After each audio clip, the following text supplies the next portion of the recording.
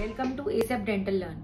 ASAP Dental Learn means as skilled as possible, as soon as possible.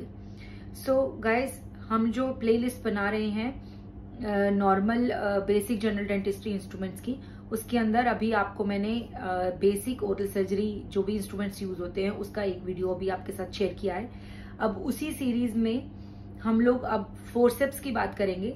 सबसे पहले हम अपर tooth extraction forceps में extractions में जो जो फोर्सेप्स यूज होते हैं, फर्स्ट ऑफ ऑल मैं उनको आपको दिखाऊंगी, उनको कैसे यूज करना है उसके बारे में बताऊंगी, और उनकी जो टेक केयर करनी है सो दैट वो जल्दी आपके टूटे नहीं और जल्दी खराब ना हो, या उनकी जो होल्डिंग पोजीशन है वो माउथ में वो कैसे करनी है उसके बारे में आपको बताऊंगी। So let's dive into these forceps one by one. So upper teeth के अंदर अगर हम देखें तो हमारे कौन कौन से टीथ एक्सट्रैक्शन के लिए होते हैं? Central incisor, lateral incisor, canine, premolars, molars. Okay, so central incisor is a single rooted, lateral incisor single rooted, double rooted, single or double rooted, multi rooted means three rooted, three roots. Okay, so accordingly आपके जो forceps हैं उसमें designing होगी। अब सबसे पहले अगर हम सेंट्रल इंसाइजर की बात करते हैं तो सेंट्रल इंसाइजर में जो अपर टूथ फोर्सेप आता है, सबसे पहले जो आइडेंटिफाई करने का जो प्रोसेस रहता है मैक्सिलरी फोर्सेप्स को, वो ये रहता है कि जो मैक्सिलरी फोर्सेप्स है उनकी जो नेक होगी वो स्ट्रेट होगी। मैं अभी आपको एंड ऑफ द वीडियो में एक बार मैंडिबुलर फोर्सेप्स के साथ इसको कंपेयर करके दिखा दूंगी।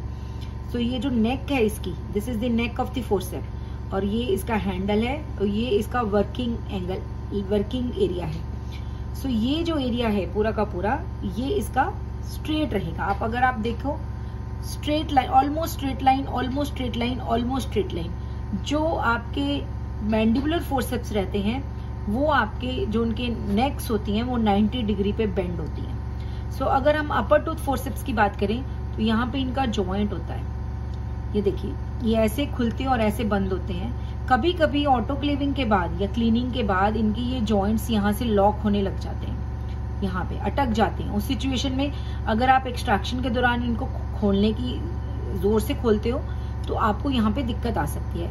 उस सिचुएशन में आई वुड रिकमेंड कि जो भी आपके डेंटल असिस्टेंट हैं या आप खुद हैं तो आप इसको वॉश करते हैं, क्लीन करते हैं, तो ये जो जॉइंट एरिया है, ये जो जॉइंट एरिया है इसको आप अच्छे से लुब्रिकेट कीजिए, अच्छे से यहाँ से लुब्रिकेट कीजिए। आप ऑयल यूज कर सकते हैं, जो कि हम हैंड पीस ऑयल यूज करते हैं, उसको आप यहाँ डालिए, थोड़ी देर के पड़े रहने दीजिए, देन टिश्यू से ड्राई कर लीजिए और उसके बाद आप इसको ऑटोक्लेविंग करिए। तो इस तरीके से ये जो जॉइंट्स है इसके ये फ्री फ्लोइंग रहेंगे। नाउ इस इंस्ट्रूमेंट को पकड़ने का जो तरीका है वो ये रहता है, हमने इस इंस्ट्रूमेंट को पकड़ा ऐसे और इसको हम अपनी फिंगर्स के थ्रू मैनिपुलेट करके इन एंड आउट कर सकते हैं।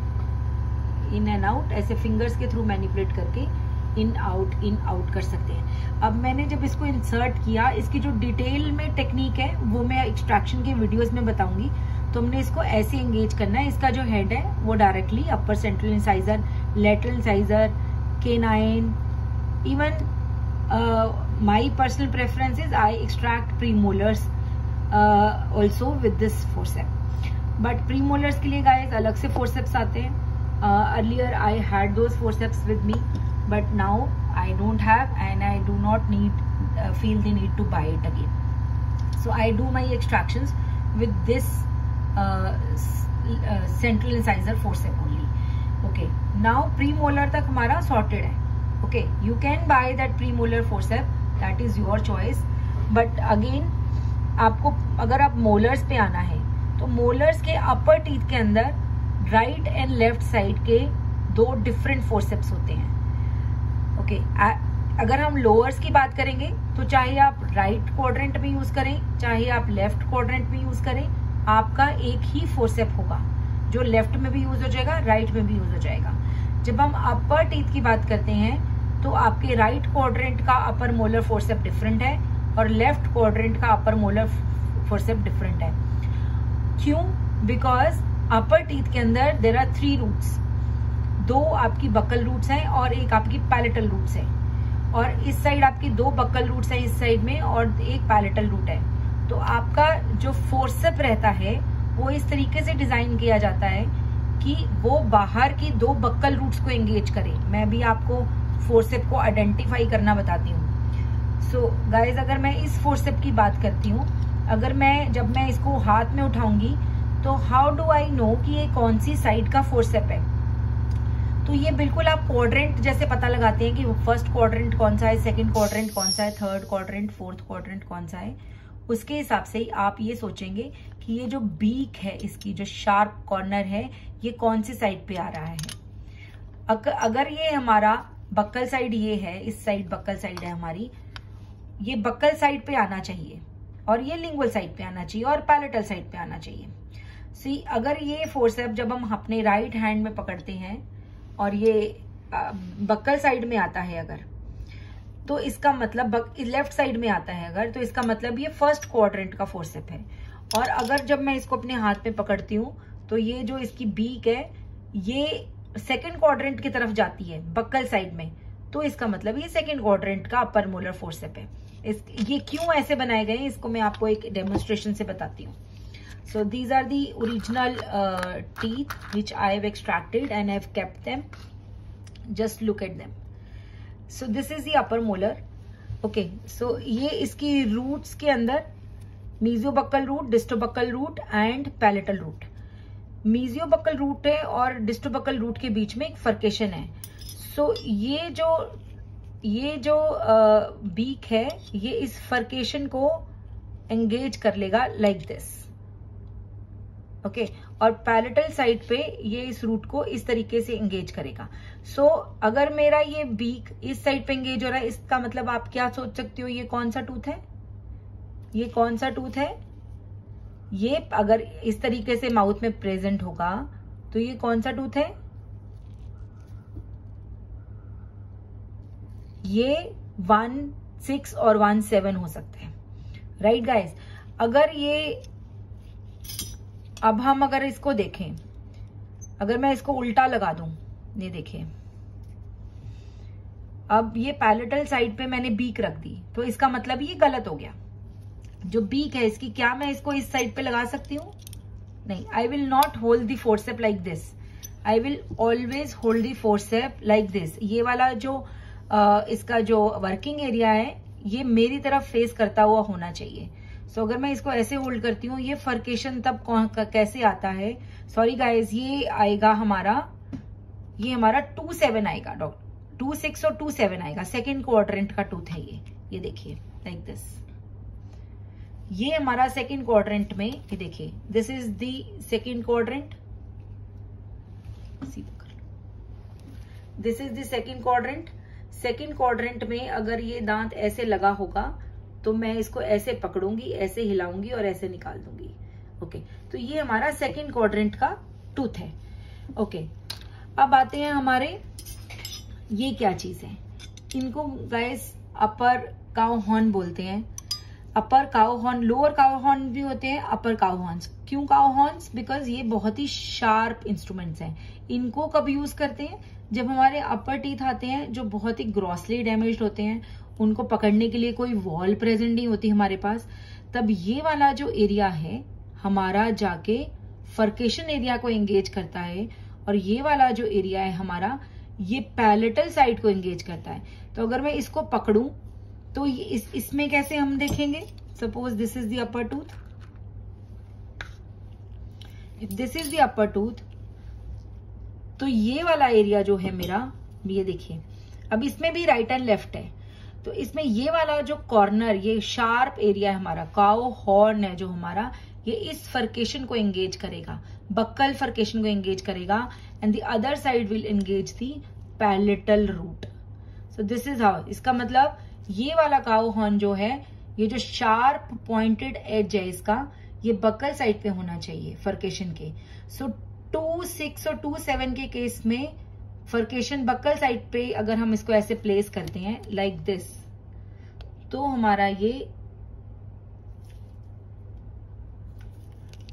ये फर्केशन में आ जाता है। तो हमारा ये फर्केशन में आ जाता है, ये देखिए ऐसे, ये ऐसे फर्केशन में आ जाएगा और दूसरी साइड पे हमारी पैलेटल वॉल एंगेज हो जाएगी। ये इतना शार्प होता है कि आपकी ये गम्स के नीचे घुस के भी टिश्यू को या रूट्स को पकड़ सकता है, and it just you move the tooth and it comes out. Okay, so accordingly left and right side आपको देखनी होती है जब आप उठाते हो। तो you just how do you check the sides?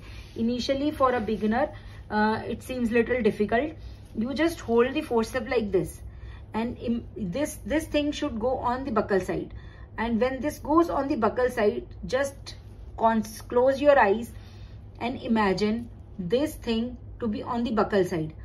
ये चीज अगर बकल साइड पे होगी तो फर्केशन एंगेज कर रही होगी, तो इसका मतलब फर्केशन भी यही होनी चाहिए। सो बकल साइड में फर्केशन जिस क्वाड्रेंट में आ रही है और जिसमें ये एंगेज हो रहा है उसी क्वाड्रेंट का ये फोर्सेप है। इसी तरीके से हम इसको देखेंगे, इसमें भी हम ये देखेंगे कि इसमें लेफ्ट साइड पे फर्केशन आ रही है, सो लेफ्ट साइड पे पॉइंटेड एंगल है। तो अगर हम अपने माइंड में इमेजिन करेंगे तो मैंडिबुलर मैक्सिलरी फर्स्ट क्वाड्रेंट में जो फर्केशन है वो इस पॉइंट पे अगर हम हाथ में रखेंगे इसको, ये जो ये तो ये बकल साइड पे आएगी। इसका जो पकड़ने का तरीका है गाइस, अगर आप ध्यान से देखें तो जो हमारा फोर्सेप है वो इस तरीके से कर्व्ड है। कई जो कंपनीज हैं वो नीचे ग्रिप बनाती हैं पकड़ने के लिए। ओके, सो आपने ये जो कर्व्ड पार्ट है यहां से पकड़ना है और इसको ऐसे यूज करना है, ऐसे लाइक दिस। तो ये अगर ये इस दांत पे है तो ये फर्स्ट क्वाड्रेंट की बकल फर्केशन यहां आएगी, और फिर मैं इसको नीचे रख रही हूं। फिर हमारा ये सेकेंड क्वाड्रेंट है और फिर ये फर्केशन यहां आ रही है और हम इसको एक्सट्रैक्ट, देखिए ये कहां तक जा रही है इसकी बीक। ओके, सो ये हमारे हो गए cow horns upper and lower. फिर आते हैं हमारे bayonet forceps. These are one of my favourite forceps. कोई भी छोटी रूट निकालनी है, कोई भी छोटा फ्रेगमेंट निकालना है, कोई भी छोटा रूट स्टंप निकालना है, these are the ideal forceps. ये आप इनको ऐसे होल्ड कराएंगे और you will take it out. I have these two, these are two are different, sizes are different and slight modification in there. See, whenever you purchase extraction forceps, आप दो तीन चीजें देखेंगे। आप एक्सट्रैक्शन फोर्सेप्स को एक बार अपने हाथ में पकड़ के जरूर देखिए। एक्सट्रैक्शन फोर्सेप्स जो है वो आपके हाथ के कंफर्टेबल जोन में होने चाहिए। मतलब ना तो वो आपको बहुत ज्यादा भारी लगने चाहिए, ना वो बहुत ज्यादा हल्के तो होते ही नहीं है, वो बहुत ज्यादा हैवी वेट नहीं होने चाहिए। सेकेंडली, एक्सट्रैक्शन फोर्सेप्स का जो भी ये एज होता है जहां से आपने टूथ को ग्रास्प करना है, वो वाला एज बहुत ही शार्प होना चाहिए, सो दैट आप जब भी अपने टूथ को होल्ड करें ये उसको छोड़े नहीं। ठीक है, आपको अपने इंस्ट्रूमेंट्स की कांस्टेंट मेंटेनेंस करनी होती है और उसकी ये जो जॉइंट्स होती हैं इनकी आपको रेगुलर ऑयलिंग करनी होती है। आई वुड सजेस्ट कि आप एक अच्छी कंपनी से ही परचेज करें। It's a long term investment. जो आपके एक्सट्रैक्शन फोर्सेप्स होते हैं मोस्टली ब्रेक नहीं होते हैं, मोस्टली खराब नहीं होते हैं।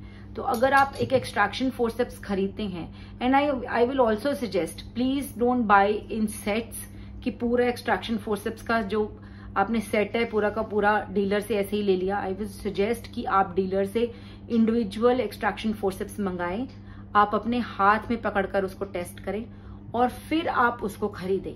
Single single single single extraction forceps आप उनको खरीदें। शायद आपको 200-400-500 रुपए महंगा पड़ सकता है, बट वो एक्सट्रैक्शन फोर्सेप्स जो हैं वो आपकी चॉइस के रहेंगे और वो आपके हाथ के कंफर्ट के हिसाब से रहेंगे। ये सारी चीजें आपने ये वाली जो आपकी पॉइंटेड नोक है, ये जो आपकी एज है, ये शार्प होना चाहिए। कई केसेस में ये डल आता है। अगर वो कंपनीज जो डल बनाती हैं, जो क्वालिटी नहीं देती, आप प्लीज उनसे परचेज मत कीजिए। ये एक्सट्रैक्शन फोर्सेप्स अगर आपने ले लिए एक बार तो आपके 4 to 5 years to 10 years तक कहीं नहीं जाने वाले। ज्यादातर हमारे एलिवेटर्स खराब होते हैं या पेरियोस्टल एलिवेटर्स खराब होते हैं, हमारे एक्सट्रैक्शन फोर्सेप्स को कुछ नहीं होता। सो आई वुड सजेस्ट कि you invest in good extraction forceps. ये तो बात हुई हमारे अपर टीथ एक्सट्रैक्शन इंस्ट्रूमेंट्स की। पेरियोस्टल एलिवेटर्स मैंने दूसरे वीडियो में कवर कर लिया था. You can go and check that video if you want to get the details of periosteal elevator. अब हम नेक्स्ट वीडियो में मैंडिबुलर फोर्सेप्स की बात करेंगे. कौन कौन से मैंडिबुलर फोर्सेप्स होते हैं, लोअर एंटीरियर्स, मोलर्स की बात करते हैं. सो गाइज, इस वीडियो तो को एंड तक जरूर देखना है आपने और इस नॉलेज को आगे जरूर स्प्रेड करना है.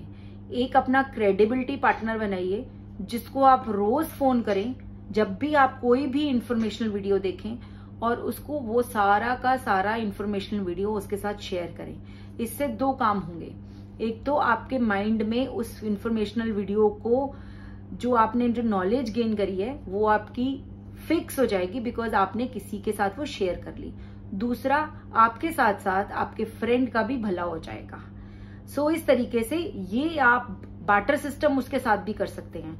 वो भी कोई वीडियो देखे और वो भी वो नॉलेज या टिप आपके साथ जरूर शेयर करें. इससे बहुत ही फायदा होता है. ये मैं अपने प्रैक्टिकल एक्सपीरियंस से कह रही हूँ. ये मैं कभी आपको इसके बारे में स्टोरी सुनाऊंगी, बट अभी के लिए इतना ही. Let's move on to the next set of the instruments which are mandibular teeth. उसके लिए हम जो जो फोर्सेप्स यूज करेंगे वो अगले वीडियो में उसकी बात करेंगे.